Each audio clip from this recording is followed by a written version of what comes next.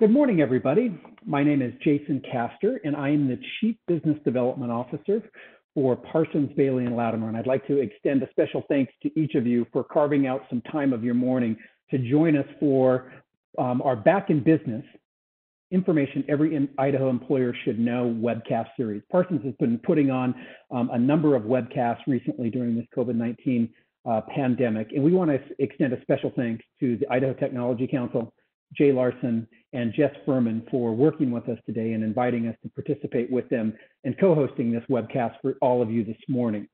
The purpose of this webinar really is to provide all of you with practical guidance with respect to the legal implications that are associated with reopening or reactivating your business during this very difficult time.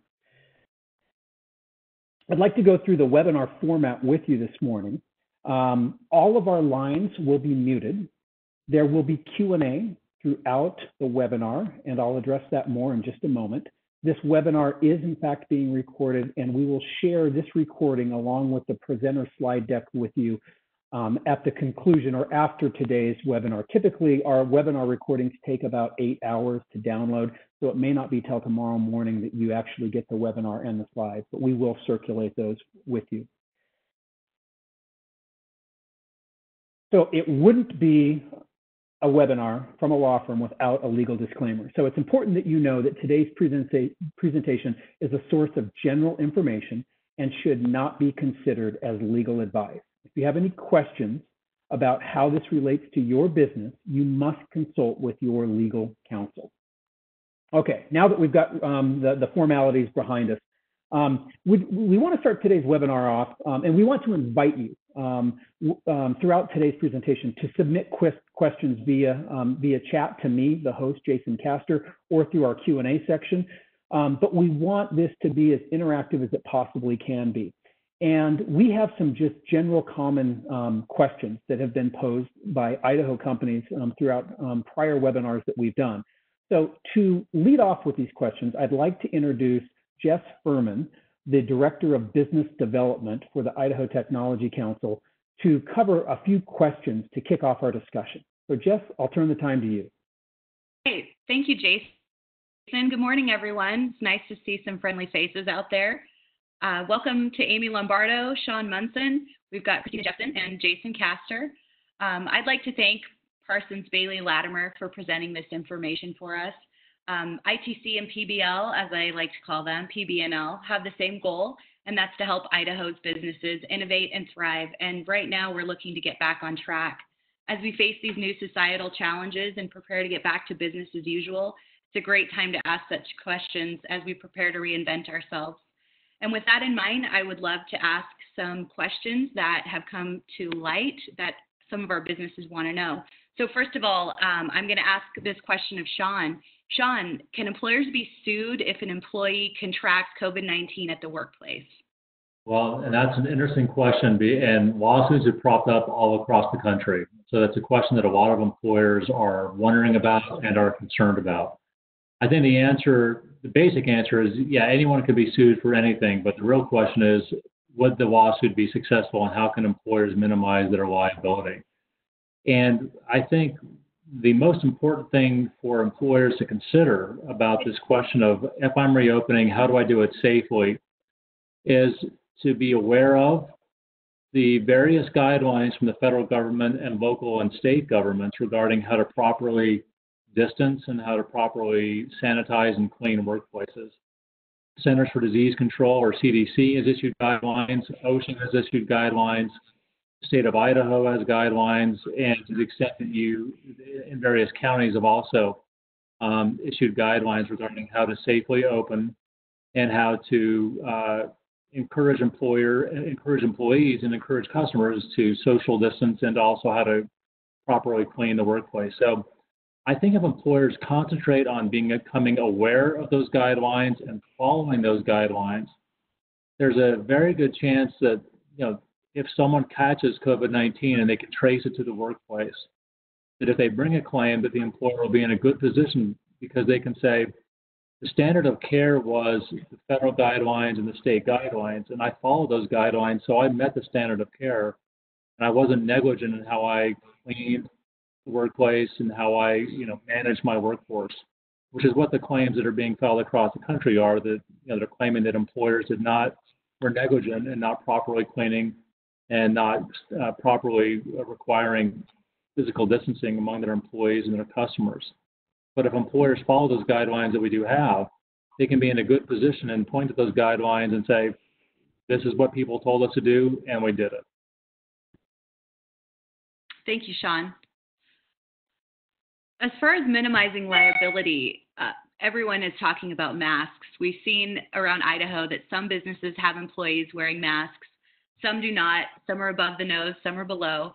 Are masks required? Amy, could you answer that question for us? Sure. Thanks, Jess. You're right. We've seen a lot of different things throughout Idaho. Some are wearing, some are not.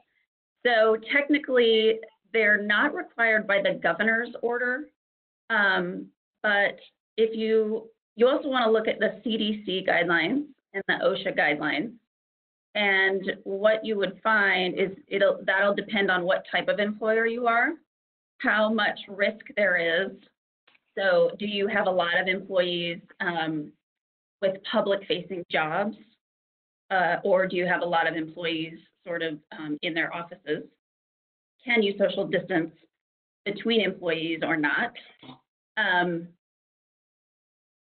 just make sure if you're going to use masks, know that you need to train your employees on them, how to wear them properly, how to dispose of them properly, how to clean them properly.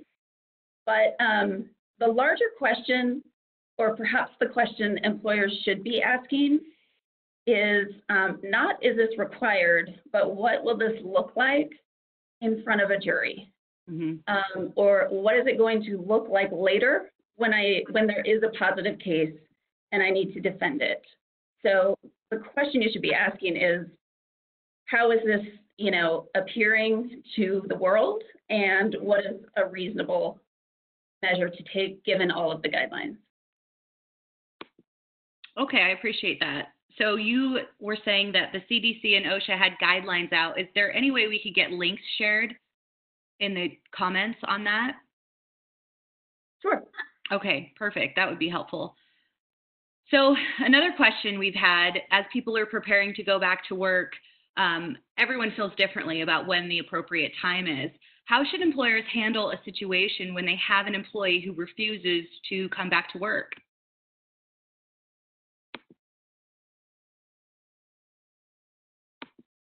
Thanks, Jess. This is Christina. So really, you want to have a conversation with that employee about why they don't want to return to work, and really try to get to the bottom of that. Sometimes people don't want to return to work because they're in a vulnerable classification.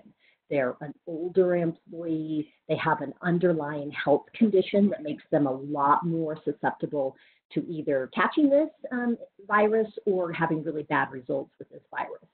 So if you have someone in one of those vulnerable populations, and especially if they disclose to you that they have an underlying health condition, you should do everything you can to try to accommodate them.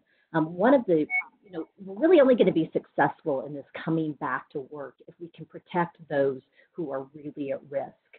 So most of the guidelines say if someone is older, either over 60 or over 65, kind of depending on the guidelines, or they have one of these underlying conditions, they should continue to telework if they can. Keeping them out of the workplace is the safest thing. If you can't do that, then what else can you do? Can you take them, move their job to another position where they're not going to be close to people, they're not going to be public facing? Can you take extra measures to allow them to be safe? Extra cleaning, certainly allow them to wear masks if they want. So you just really want to dig into that and find out what the issue is. Now, if they're refusing to come to work, not because they're a vulnerable person, but because they're concerned that you're not doing everything you're supposed to, then, ask them about that. What do they think you're supposed to be doing that you're not doing? You want to know. What you don't want to do is fire someone for not coming to work, and it turns out that they're correct, that you weren't doing something you were supposed to do. Now, if you really cover all of those items and it turns out you're doing everything you're supposed to, you're protecting people who need to be protected, and they just don't want to come to work, that is a situation where, sometimes you can't make a place safe enough for some people. They just are not comfortable coming back to work in this environment, and you might have to consider letting them go or furloughing them. I certainly would do that with the advice of counsel. Great. Thank you, Christina.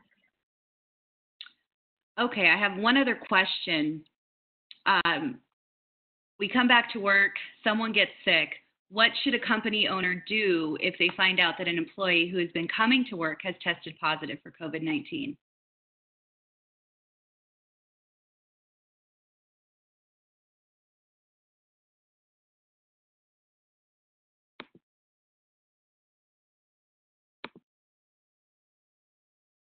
Anyone want to take that? I'm happy to take it. So if someone tests positive for COVID-19, obviously the first thing you need to do is you need to send them home. They can't come to the workplace. And there are guidelines regarding how long they need to stay from home and conditions that the CDC has set up to guide you about when it's safe for them to return to work. You need to make sure you follow those guidelines. The other important thing to do is to think about contact tracing for your employee population. And so you would interview and talk to employees who came in contact with the employee who had been infected, and likely send them home as well until they can meet and have them quarantined. You're trying to do what we've been unable to do successfully in society, and that is test and contact trace. But in the work environment, it's much fewer individuals, and so contact tracing and then sending employees home who've had interactions with the affected employee is possible, and something that I think employers should be encouraging and should do. Great, thank you, Sean. So now we're going to turn the time over to Amy. Thank you, everyone, for the questions.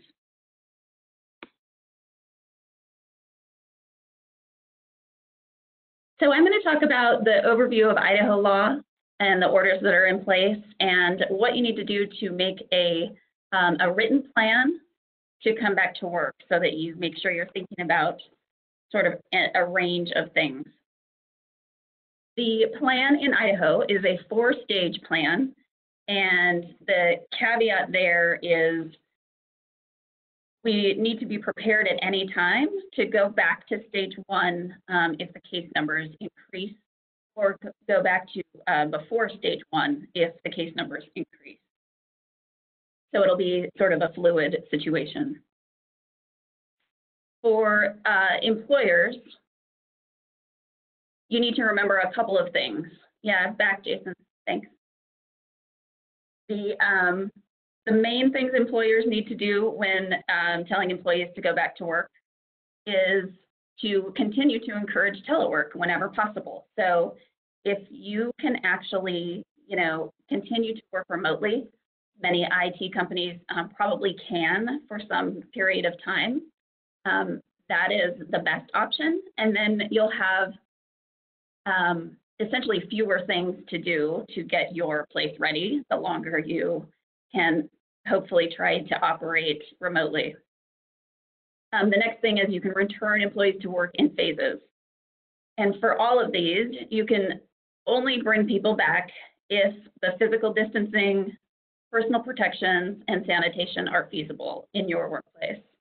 And you should note that the physical distancing between people at work, this is required through at least June 26th for the end of stage 4. And of course, at least is just in case we have to go back a stage or 2, this could be longer. And then Christina mentioned vulnerable persons. Under Idaho guidelines, they should not return to work until at least June 13th. And then they may need accommodations when they do return. So the first thing you should do is set up a team. Maybe the most, the people in your business who are kind of making the decisions already. But you might want to also consider making the team a little broader. So include someone who's on the front lines talking to customers, include different genders or races if that's available. Include people from different departments, from IT, from management, so that any number of people can give you a number of different perspectives and information. And then we'll go through a few of these, but essentially you need to prepare your space and prepare your people, communicate all of this before, during, and after, and then prepare your policies as well. And the things to continue to keep in mind throughout all of this are that leadership is important. Your tone from the top with things like working from home or wearing a mask. Those things, if you're going to require your employees to do them, make sure leadership is on board with doing them as well. And it's a great opportunity to kind of demonstrate your attitude and culture that you might have within your individual workplace. So next, you need to always remember communication. We have found, so what our advice is to over-communicate. This will help customers, employees, anyone who's coming to your space. They sort of want to know how this is going to go. And if you're not communicating or over-communicating, then your employees will fill that void with gossip or whatever they think is going on. Same with your consumers of either your product or service.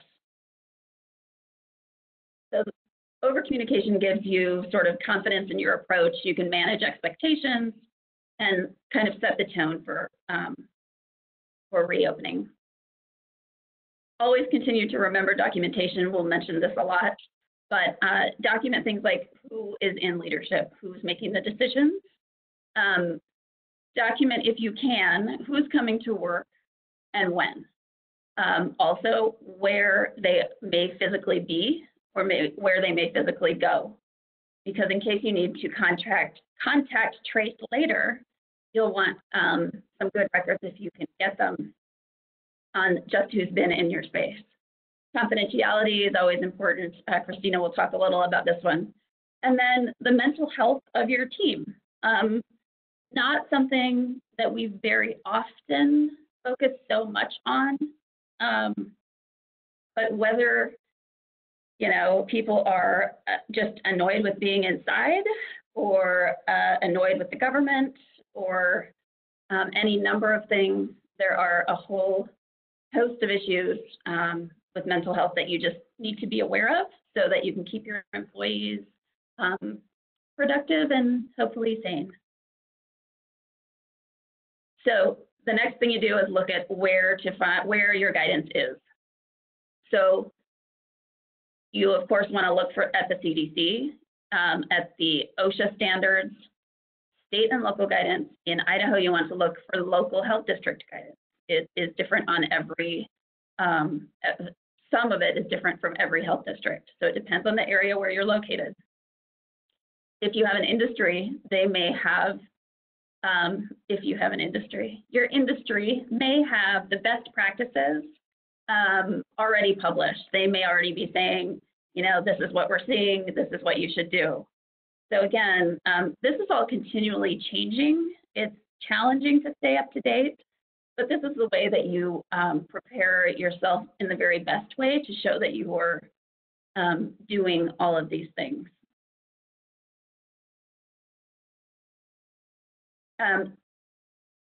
Written policies and procedures. I won't go over this much because we'll talk about it later, but remote work plans, if you don't have one, protocols for cleaning, screening policies, and just be aware that you should follow your plans in a non-discriminatory manner. So be fair but include discipline options in your plan.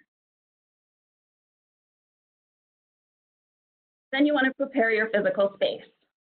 The idea here if you're thinking about physical space and communication together, is do as much as you can with the physical space.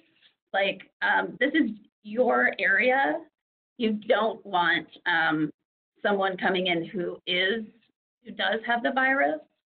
So be as strict as you can on the physical stuff, and then as nice and congenial as you can on communicating these new things, so that people know when they come to your space what to expect. So we suggest that you should walk through and kind of do what your employees would do when they arrive and what your customers do when they arrive. Go through and see, are people all waiting in one elevator bank? Are people congregating in your lobby? You may need to close break rooms or not offer the free coffee. You don't want everyone touching the same things all day. Involve your landlord in this. So figure out which space is your designated space and which space your landlord is cleaning. Increase ventilation and just increase your cleaning. So you'll need a new sort of policy on cleaning. The CDC has over 300 approved cleaning products that you're supposed to use. These products are stronger than what you might have used before, so you need to train your employees on how to use them. You need to wipe down the things that multiple people will use, and multiple people shouldn't, unless you have really remarkable cleaning procedures, shouldn't be using like maybe the same computer or the same space. So you may need to rethink some of those things. And then where to put your safety items when they're finished with them. Next, think about the people, which I think is the next. So the CDC and Idaho say that to increase distance between employees and customers. One way to do that, as we've talked about, is return to work in either phases or shifts. So you can take people who want to come back to work first. You can stagger people based on where they physically are in the office, if you have enough space for certain people. You can create teams of people so that only, a certain pod or team, if they got sick, would get sick altogether, but you could still operate with other people, other teams that could step in. Decide when you want people to come back to your office, vendors to come back or customers to come back. We've talked, and then Christina answered the vulnerable persons. Let them probably come back later and work with them on things that you could do to keep them a little more isolated if that is an option. And then train everyone on all of this. That'll be important. Oh, probably the most important thing that I almost skipped on this slide is once you've decided how that's going to go, who's going to come back first, who's going to come back in what wave, look at are all of the people you consider essential, are they all female? Do you need to change that up and question, your processes based on the makeup of how those people, what kind of categories those people are in? And then communicate. So you'll have new policies. You might want to have daily huddles, safety huddles we've seen from some clients. The bottom line here is to make sure that you're keeping the lines of communication open. So for instance, something you can do is have a survey or technology, like an app, kind of ask employees what they need, how they're doing before, how they feel about policies. You can do all of that before going back in, and make sure there's a designated person for people to come to with questions or concerns. You might have signs that are required to be put up, and then communicate about your health and wellness plan if you have one. And then, I know I've forgotten something on this slide. There's, you need to make sure that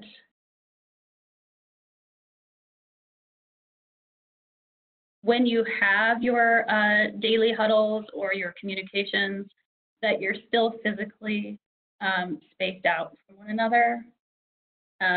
Next slide. And then training is important. So people say that you need to hear the same thing 4 to 6 times, to remember it. This is going to all be new. And so you'll need to do considerable training probably before you bring people back, and continually, and keep people talking about issues that are coming up. And then, of course, lawyers will always tell you to document everything. If you can show, that people received their policies, that people attended safety huddles, that you've done all these things, you're in a better position down the road.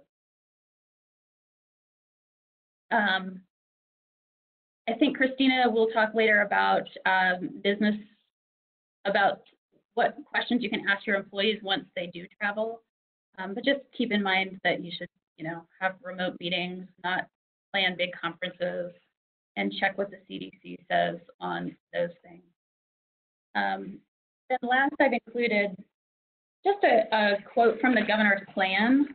The way we see employers sort of leading on this is your policies and procedures should give confidence to employees and consumers to come back, and that, not just a portion of people, but the vast majority of Idahoans need to feel comfortable in coming back to work.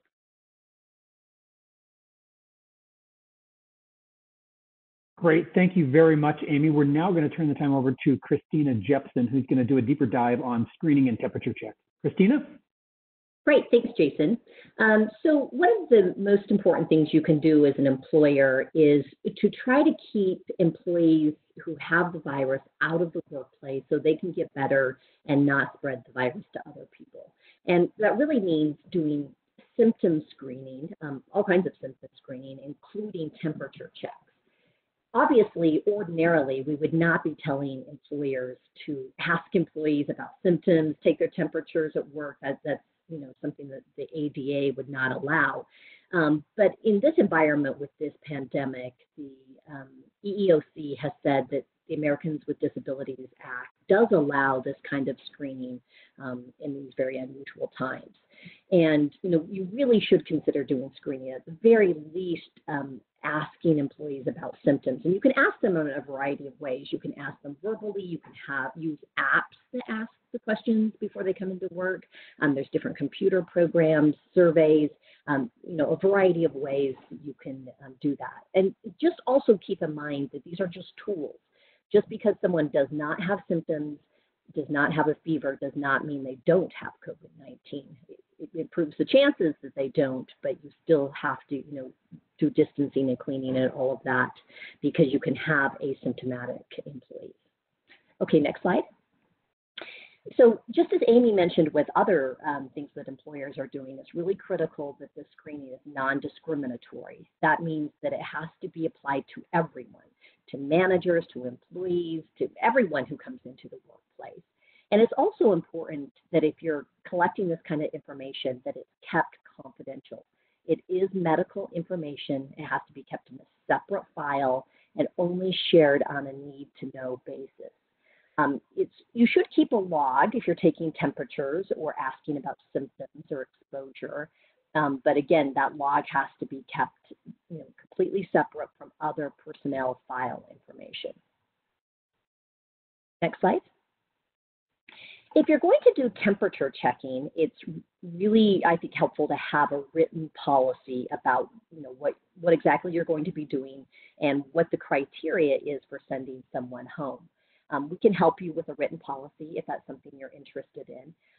But start by setting a criteria. What is the temperature that's going to be considered a fever at your workplace so that someone can't come to work or has to be sent home? It should be at least 100.4. That's what the CDC says is a fever. So anyone with 100.4 or higher should not come to work. Some employers have gone a little bit lower, as low as 100. And then you need to train, you need to document. I know we're talking a lot about documentation. There's a number of reasons for that. There might be a health department audits, there might be questions, and you might be sued. And if you're sued, it will be really important to show that you were taking these steps and exactly what you did. Next slide.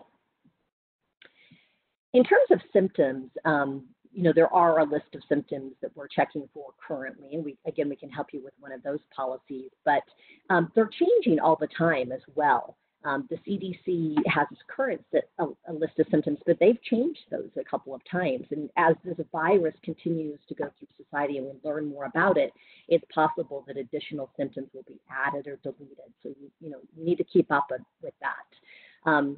But basically, the concept is, like I said, you would have an app or a survey or even a supervisor verbally asking employees before they come to work or when they arrive whether they have any of the list of symptoms. If they do, they should go home until they're cleared. Also, you can ask about exposure. That is, has anyone been exposed to someone with COVID-19? Have they tested positive? Have they traveled to a high-risk area? And again, if they have, they should go home until they're cleared to come back to work. Next slide. In terms of temperature taking, there's a couple of ways of doing this. You can either have employees do it at home or they could do it at work. Either way, you've got to start, if you haven't started already, as soon as possible, getting the thermometers, getting the cleaning supplies, getting masks, all of that, because as you know, these supplies are in short supply. If they're doing it at home, and there's some of my clients are just having employees take their own temperatures if they make sure they have a thermometer at home, and then reporting if they have a fever. Some employers are having them screenshot the thermometer. There's different ways of doing this. If you do it at work, the CDC prefers that the temperature taking takes place before people come into the workplace. That would be right outside the doors in the parking lot, something like that. Or if you have them come into the workplace, they should have their temperature taken right as they come in and not come into the entire workplace and potentially spread disease before it's determined that they have a temperature. So you want to do that as early on in the entry into the workplace as possible. Okay, next slide. Again, you want to make sure that you're doing lots of training with respect to temperature taking. You're making sure that employees have access to the stuff they need to take their temperature if you're doing it at home. And if you're doing other screening, asking them about symptoms, you need to make sure that they have whatever equipment they need to access the app, to access it on a computer. So you need to really check with people now about whether they have those things. Okay, next. So who's going to take the temperature? If you're going to do it at work, you could still have employees take their own temperature. That's a possibility. You could have someone at work with medical training. If you're lucky enough to have someone like that in the workplace do the temperature taking. There are a number of companies who will come on site and do this for you. You can train someone, of course, at work to do this. But the really important thing is if someone is going to be taking someone else's temperature at work, you have to provide protection, because the person taking the temperature is going to be potentially exposed to someone with the virus. So they need to wear PPE. There needs to be as much distance as possible, which is why a distance thermometer, an infrared one, is better if possible. That's not possible, just as much distance as you can. And again, just like we do with everything else in the workplace right now, if you're doing temperature taking You can't have people crowding together, waiting in line to get their temperature taken. You have to have social distancing, minimize crowds. You need to make sure you're doing cleaning. You also need to make sure you're compensating employees for any of this screening time, and you need to figure out what you're going to do if someone refuses to be tested or provide answers. Now, as I mentioned, some of the options include doing it outside of the workplace, out in the parking lot or something. You can do drive-through. Some big employers are setting up trailers. If you're going to do it inside, maybe have a separate space that people go to and make sure you have everything marked off so people can stay physically distant during this process. You want to know in advance what's going to be considered a failure to pass. Now, typically a failure to pass means they have symptoms that are problematic, they've been exposed, or they have a temperature that's too high. And then they would be sent home. They would be asked to consult with their physician, get tested, and you need to follow up with them. Did they get tested? Are they positive or not positive? And then, figure out what the guidelines are in terms of coming back to work after that.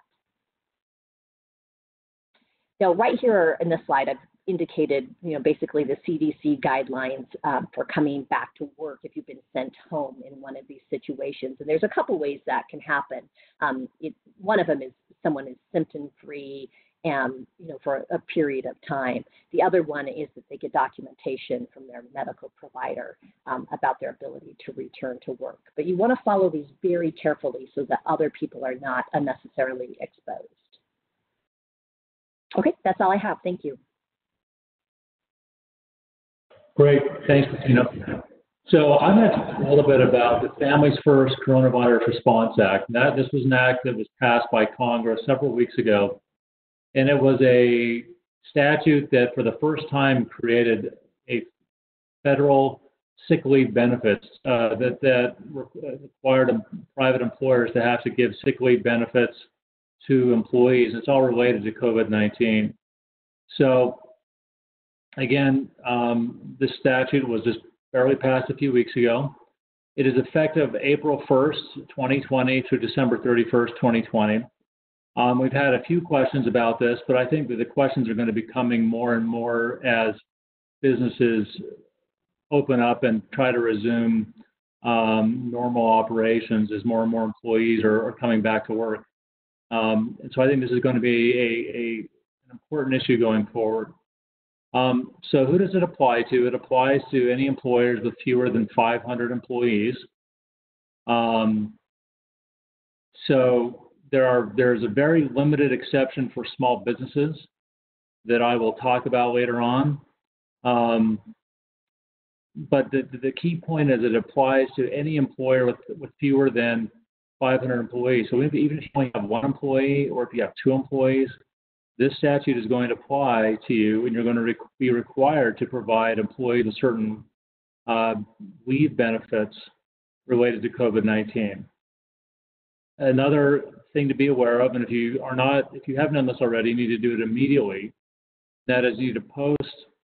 There's a poster that's been created by the Department of Labor regarding and explaining these leave rights under the FFCRA, and it's required to be posted in the workplace. And if employees are not at the workplace, it's required to be emailed to them or otherwise communicated to them. That requirement passed a few weeks ago. But so if you haven't done it, it's important to do it now. You can get the poster from the Department of Labor's website on www.dol.gov. All right. So what does the FFCRA provide? And this is kind of simplifying the statute, but it's a way that I think makes the most sense. And think of it as two buckets of leave rights. There's what we call the bucket one leave rights. And what this is 2 weeks of pay that any employee is entitled to get under the following conditions if the following things happen. If the employee is subject to a federal, state, or local quarantine or isolation order, if they've been advised by a healthcare provider to self-quarantine, if they're experiencing COVID-19 symptoms and they're seeking a medical diagnosis, if they're caring for someone with whom they have a close relationship, such as a family member who is subject to an order or quarantine or self-quarantine as described above.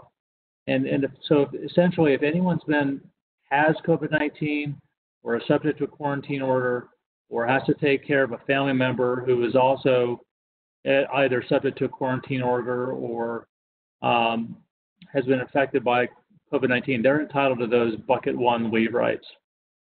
The bucket 2 leave rights are up to 12 weeks of care of leave because an employee has to care for a child whose school has been closed or whose daycare has been closed.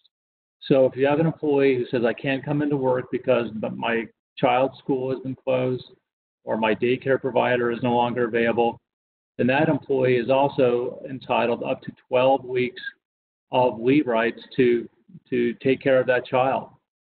This is where the potential exemption applies. It applies to these bucket 2 leave rights. The exemption does not apply to the bucket 1 leave rights. Any employer is required to provide the bucket 1 leave rights.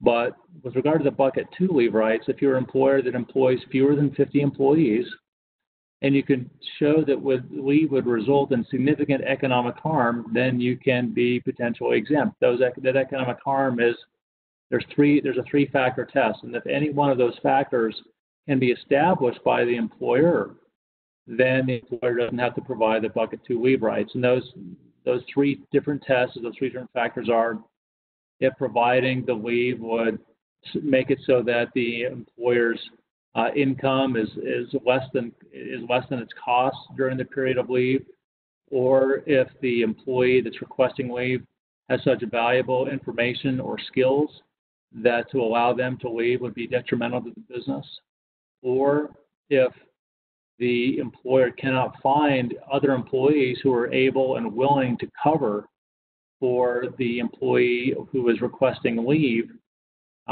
then potentially the employer is exempt. And the thing about the exemption is it's not something that you apply to the Department of Labor and ask and say, am I exempt? It's a determination that's made by the employer.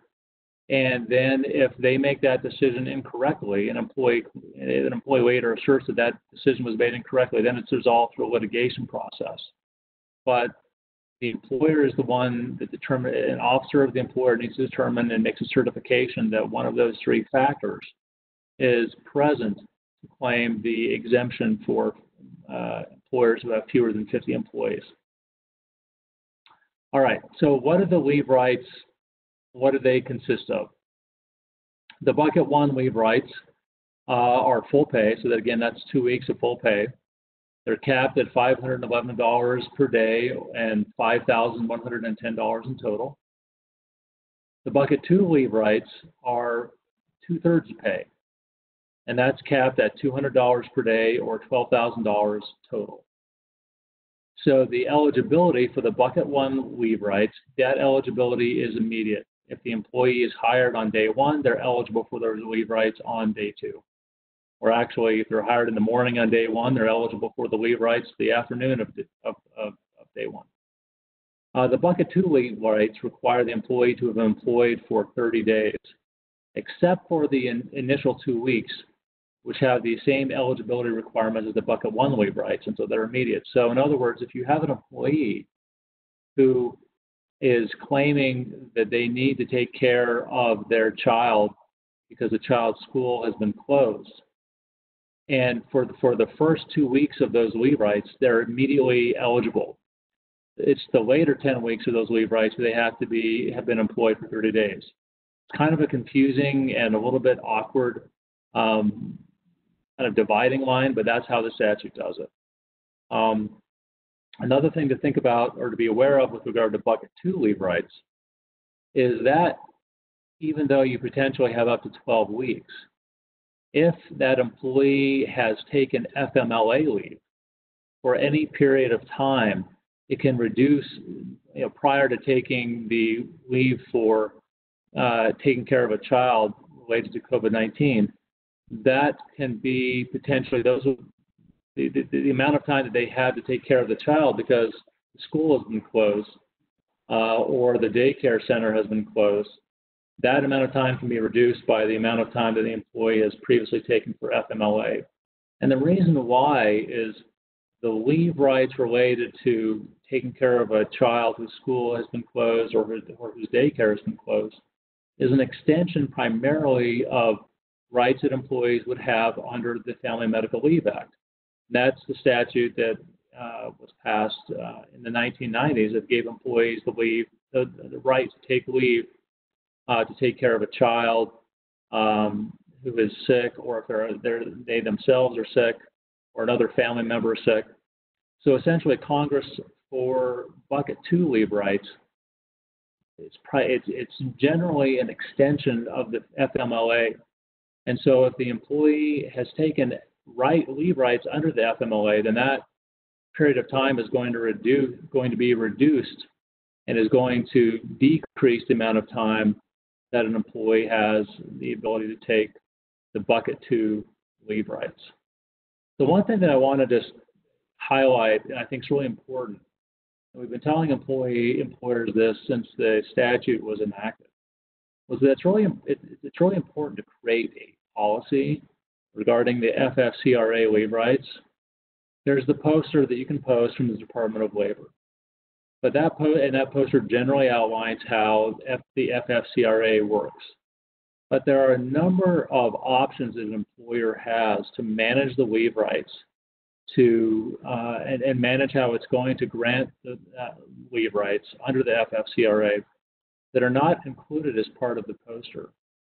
And so it's important that employers create a policy so when they have an employee who is requesting FFCRA leave, that employee's expectations are tempered by what the policies say, and they're also, the employer has guidance about how it's going to administer the FFCRA leave. Because again, poster does not outline all the options that the employer has and how to manage the FFCRA leave and try to minimize the impact and disruption it's going to have on the employer's business. The poster is not sufficient. It's important that employers create FFCRA leave policies, and that's something that we can help employers do.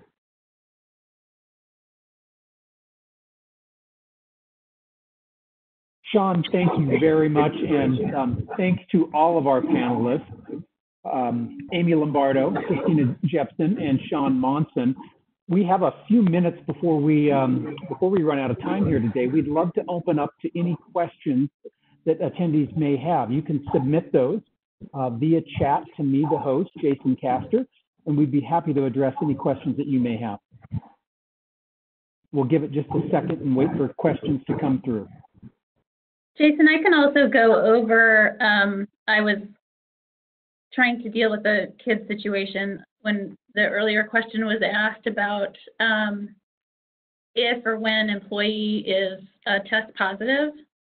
And I think Sean answered that question, but I had a few more things to add. So first, if you're an HR person, you should obviously be human and empathize with them and their situation. They're probably dealing with a lot of emotions right then. Sean talked about following the CDC guidance to send them home and have them quarantined for 14 days. Make sure you tell the employee that you will not reveal their identity. So they can feel a little secure in that. The ADA doesn't allow you to reveal their identity. And then figure out in advance how you're going to work with local officials to sort of do the contact tracing piece. You'll want to do that in your office yourself because you might have the best information on who was there and when. And you might, just have information that you'll want to, sort of make sure that all the areas are cleaned, and hopefully you're the best one to have the information of where the employees have been. And then if he didn't say so, you should assume that someone with a pending case or that someone has been exposed, treat them as positive, send them home as well. So the next, step when someone says that they tested positive is sort of ask them all of the questions of where have they been in the office, who have they had close contact with. At that point, it should be easier to get testing for your employees because the hopefully public health will either suggest that that be done for close contacts, or they'll be able to go and get tested based on that. And then the time where after you have a positive is a good time to see if you have done everything correctly, right? Hopefully it's just one or two people who are giving you this news and not a whole variety, not a whole, huge outbreak at work. But if that is the case, then take a look at where you're cleaning, where you have socially distanced, and if you need to adjust those situations. And think about if there are any employees who might not be able to go home. They may tell you that at that point, if they have someone vulnerable in their household.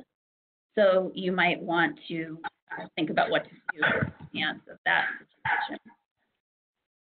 And then there's a whole host of things that you can do with, look at your sick benefits, look at your short-term disability policy to see if that applies, see if you've documented everything and trained your employees well. And then I know Sean talked about the workers comp piece. Great. Thank you very much, Amy. We appreciate you expanding upon that. Sean, Christina, any parting thoughts from either of you before we close today's session? Yeah, I have one thought, and this is something that I've told a lot of my clients, and that is, there's a lot of information that we've provided in this webinar, and there's a whole host of things that employers are now kind of expected to do in order to provide safe work environments, and it can be overwhelming, and it can be pretty distressing to think I've got to do all this stuff just to bring people back to work. And the one thing that I would comment on that is, after this is over, and it's going to be over at some point, there's going to be companies that thrive through this and that they survive and thrive out on the other side, and there will be companies that do not. And I think one of the real difference makers in that, whether you make it or whether you don't make it, is how adaptable you are to this new environment. And what I mean by that is, if you have the opportunity to, for example, have your workers telework, look at that as look at that as a way that you could potentially reduce overhead costs. I had an employer, a client of mine, we were working on their employee handbook, and during the course of the conversation, he mentioned to me that they have a lease renewal coming up, and they're not going to renew the lease. And the reason why they're not going to renew the lease is they've looked, after this experience of COVID-19 and having employees telework, he found that it worked just fine, that they weren't missing a great deal of productivity, and they're going to make it a permanent part of their workplace so that the office space requirements they're going to have are significantly less. That leads to significantly lower rent payments, and that leads to more profitability on the bottom line. And so that's just one example of how not looking at this as a real kind of difficulty and all the new requirements, but seeing that there's opportunities where employers can reduce bottom lines and make their businesses more efficient and more economical so that they can thrive through this, I think it's an important consideration. Thank you very much, Sean. That was great guidance. Christina, any final thoughts from you? Yeah, I would just say that more than any other time, this is a time you really have to use flexibility with your employees.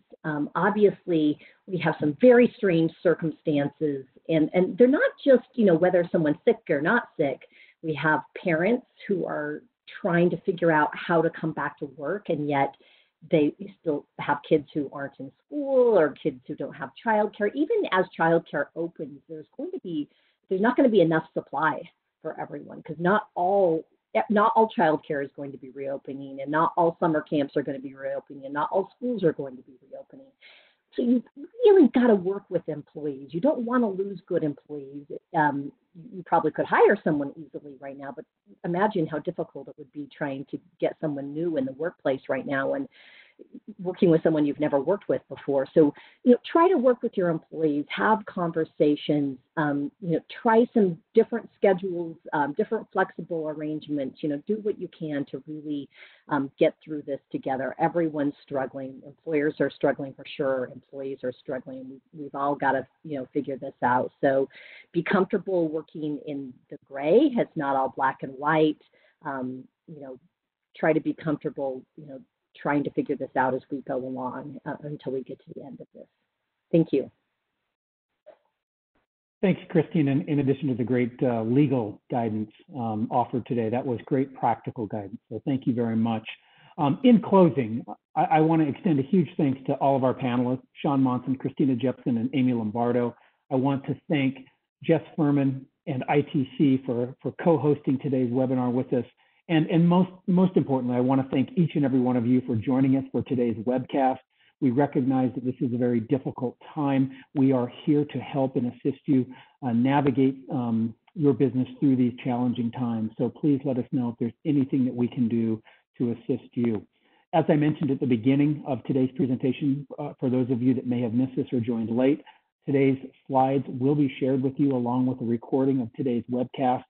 Sometimes it takes up to 12 hours for the webcast recording to become available, but once it's available, it will be disseminated via email to all of the attendees. So again, Jeff, big thanks to ITC, to you and your team for having us, and we wish all of you the very best. Thanks for joining us today.